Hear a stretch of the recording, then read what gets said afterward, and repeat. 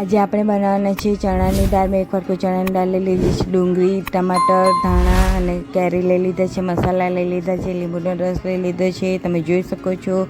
એક બાઉલમાં આપણે ચણાની દાળ એડ કરીશું. ત્યારબાદ આપણે તેમાં ડુંગળી એડ કરીશું, ઝીણી સમારેલી.